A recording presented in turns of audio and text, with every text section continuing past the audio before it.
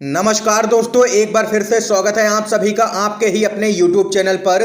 दिन भर की बड़ी खबरें, मुख्य समाचार आप लोगों के लिए लेकर के आए हैं, जहां पर चलेंगे एक एक करके तमाम बेहद बड़ी खबरें आप तक आगे इसी वीडियो में पहुंचाएंगे।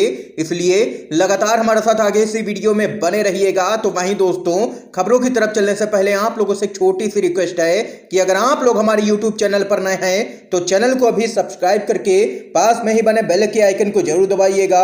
और अगर आप लोग भी खुले तौर पर भारत जोड़ो यात्रा के समर्थन में खड़े हैं तो एक प्यार वाला लाइक वीडियो को जरूर कीजिएगा। दरअसल दोस्तों, पहली बड़ी खबर आप लोगों को बताते चलें। महाराष्ट्र सीएम आरएसएस गडकरी फडणवीस के गढ़ नागपुर में बीजेपी की हालत हुई है खस्ता, स्थानीय चुनाव में कांग्रेस का दबदबा। खबर बताते चले, महाराष्ट्र के नागपुर में पंचायत समिति के अध्यक्षों और उपाध्यक्षों के पदों पर हुए चुनावों में बीजेपी को तगड़ा झटका लगा है। कांग्रेस ने पंचायत समिति की अधिकांश सीटों पर कब्जा जमा लिया है और वहीं बीजेपी पंचायत समिति के अध्यक्ष का एक भी पद नहीं जीत सकी है यहां पर। और इन चुनावों में उपाध्यक्ष की केवल 3 सीटें ही पार्टी के खाते में आई हैं, जिसे बीजेपी के लिए एक बड़ा झटका माना जा रहा है। दरअसल दोस्तों, नागपुर जिला भाजपा की महाराष्ट्र इकाई के अध्यक्ष चंद्रशेखर बावनकुले, उप मुख्यमंत्री देवेंद्र फडणवीस और केंद्रीय मंत्री नितिन गडकरी का गृह क्षेत्र है। इसके साथ ही नागपुर में आरएसएस का मुख्यालय भी है। चुनावों के नतीजे घोषित कर दिए गए हैं। कांग्रेस ने नागपुर में अध्यक्ष के 13 में से 9 और उपाध्यक्ष के 13 में से 8 पदों पर कब्जा किया है। अधिकारियों ने जानकारी देते हुए बताया है कि राष्ट्रवादी कांग्रेस पार्टी ने अध्यक्ष के 3 पद हासिल किए हैं, जबकि शिवसेना ने अध्यक्ष के 1 पद पर जीत दर्ज की है। ये यहां पर दोस्तों देख सकते हैं कि पूरी तरह से झटका लगता हुआ नजर आया है बीजेपी और शिंदे गुट को। कांग्रेस पार्टी ने गढ़ में घुस करके यहां पर सेंध लगा दी है। इस बीच एक और बड़ी खबर बताते चलें। अंधेरी उपचुनाव में एकनाथ शिंदे को बड़ा झटका, खेमे के एमएलए ने कर दी है उद्धव ठाकरे के कैंडिडेट को निर्विरोध जिताने की अपील, बढ़ी है मुश्किलें। महाराष्ट्र की राजधानी मुंबई की अंधेरी विधानसभा सीट पर होने वाले उपचुनाव में दिलचस्प मोड़ आ चुका है। उपचुनाव से पहले एकनाथ शिंदे खेमे के विधायक ने मुख्यमंत्री एकनाथ शिंदे को पत्र लिख करके शिवसेना उद्धव बाला साहेब ठाकरे की उम्मीदवार ऋतुजा लटके के निर्विरोध चुनाव के लिए भाजपा से बात करने का अनुरोध किया है। यह पत्र एकनाथ शिंदे और भारतीय जनता पार्टी समर्थकों के लिए किसी झटके से कम नहीं है, क्योंकि भाजपा और शिंदे की निगाहें 3 नवंबर को होने वाले अंधेरी पूर्व उपचुनाव की हॉट सीट पर हैं।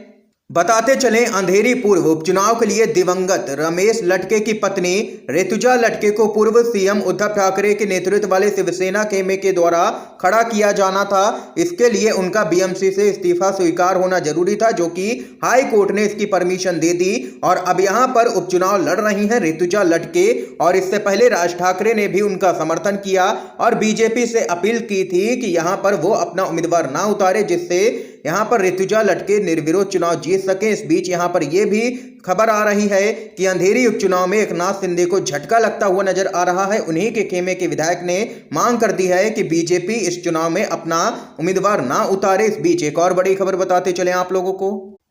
कांग्रेस अध्यक्ष चुनाव के लिए शुरू हो चुकी है वोटिंग। सोनिया गांधी मनमोहन सिंह दिल्ली में करेंगे वोट, बेल्लारी में राहुल गांधी लेंगे मतदान में हिस्सा। खबर आप लोगों को बताते चलें, आज कांग्रेस अध्यक्ष पद के लिए चुनाव शुरू हो चुका है।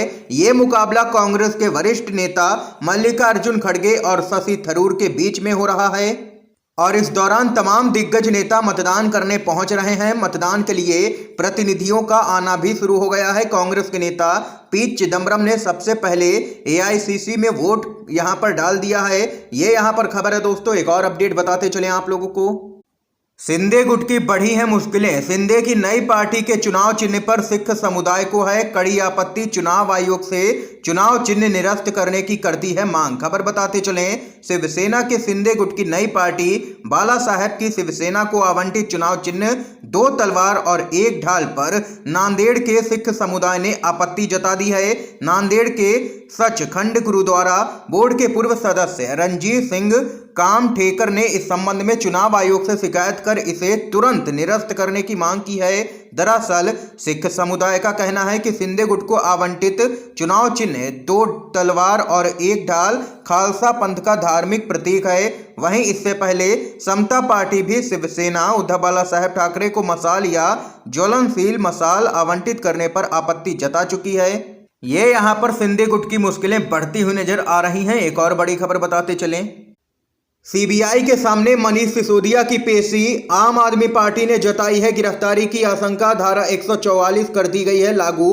खबर बताते चलें, दिल्ली में केजरीवाल सरकार की शराब नीति को लेकर के विवाद थमता नजर नहीं आ रहा है। इस मामले में जांच कर रही सीबीआई ने दिल्ली के डिप्टी सीएम मनीष सिसोदिया को समन जारी किया था और यहां पर मनीष सिसोदिया सीबीआई के सामने पहुंच भी चुके हैं। हालांकि आम आदमी पार्टी ने दावा किया है कि सीबीआई ने सिसोदिया को गिरफ्तार करने के लिए बुलाया है। उधर हंगामे के आसार को देखते हुए सीबीआई मुख्यालय के पास सुरक्षा के पुख्ता इंतजाम कर दिए गए हैं। और इतना ही नहीं, मनीष सिसोदिया के घर के आसपास आम आदमी पार्टी के कार्यकर्ता ना जुटे, इसलिए धारा 144 भी लगा दी गई है। इस पूरे मामले को लेकर के यहाँ पर मनीष सिसोदिया की तरफ से बयान आया है। उन्होंने पूरे मामले को फर्जी बताते हुए कहा है कि ये लोग मुझे गिरफ्तार करने की तैयारी में है। बीजेपी गुजरात चुनाव हारती नजर आ रही है, इसलिए आम आदमी पार्टी के खिलाफ यह साजिश रची जा रही है भाजपा की तरफ से, ताकि आम आदमी पार्टी के नेता चुनाव प्रचार ही ना कर सके, इसलिए उनको गिरफ्तार करवाया जा रहा है भाजपा की तरफ से। ये यहाँ पर खबर है। एक और अपडेट बताते चले आप लोगों को दोस्तों। अपनी ही सरकार पर भड़कते हुए नजर आए हैं भाजपा के सांसद। बाढ़ पीड़ित भगवान भरोसे, कहा इतनी बद इंतजामी कभी भी नहीं देखी है। भड़के हैं बीजेपी के सांसद। खबर को जान लेते हैं। उत्तर प्रदेश के कई जिलों में बाढ़ ने अपना कहर ढाया है। मुख्यमंत्री योगी आदित्यनाथ कई लगातार दावे कर रहे हैं कि लोगों तक हर संभव मदद पहुंच रही है, लेकिन इन्हीं दावों की पोल बीजेपी के सांसद ने खोल दी है। कई जगहों पर प्रशासन की लापरवाही से बाढ़ पीड़ितों तक मदद नहीं पहुंच रही है। और वहीं कैसरगंज के बीजेपी सांसद ब्रजभूषण शरण सिंह ने भी बाढ़ पीड़ितों के लिए प्रशासन की तैयारियों पर आक्रोश व्यक्त किया है। उनका एक वीडियो सोशल मीडिया पर वायरल है। इस वीडियो में वो अपनी ही सरकार पर भड़कते हुए नजर आ रहे हैं।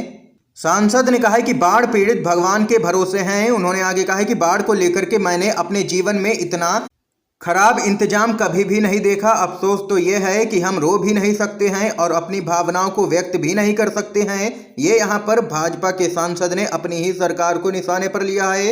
एक और बड़ी खबर जान लेते हैं। राहुल गांधी का तंज, कहा अब पीएम और उनके मंत्री कहेंगे भारत में भुखमरी नहीं बढ़ रही, दूसरे देशों के लोगों को भूख ही नहीं लग रही है। खबर बताते चले, वैश्विक भुखमरी के मामले में 121 देशों की सूची में भारत के 107वें पायदान पर पहुंचने से जुड़ी रिपोर्ट पर राहुल गांधी ने तीखी प्रतिक्रिया दी है। उन्होंने ट्वीट कर कहा, भूख और कुपोषण में भारत 121 देशों में 107वें पायदान पर। अब प्रधानमंत्री और उनके मंत्री कहेंगे भारत में भूखमरी नहीं बढ़ रही है, बल्कि दूसरे देशों में लोगों को भूख ही नहीं लग रही है। कांग्रेस के पूर्व अध्यक्ष राहुल गांधी ने आगे कहा है कि आरएसएस बीजेपी कब तक असलियत से जनता को गुमराह कर भारत को कमजोर करने का काम करेंगे। इनकी सच्चाई धीरे धीरे जनता के सामने आ ही रही है। ये यहाँ पर राहुल गांधी रिपोर्ट पर भड़के हैं केंद्र सरकार पर। ये यहाँ पर दोस्तों इस समय की आज की सभी बड़ी खबरें, मुख्य समाचार थे जो हमने आप लोगों तक पहुंचाए हैं। अगर आप लोगों को ये वीडियो पसंद आया हो तो अभी इस वीडियो को लाइक कीजिएगा। वीडियो को ज्यादा से ज्यादा अपने सभी दोस्तों में शेयर जरूर कीजिएगा। आप सभी का वीडियो देखने के लिए दोस्तों बहुत बहुत धन्यवाद।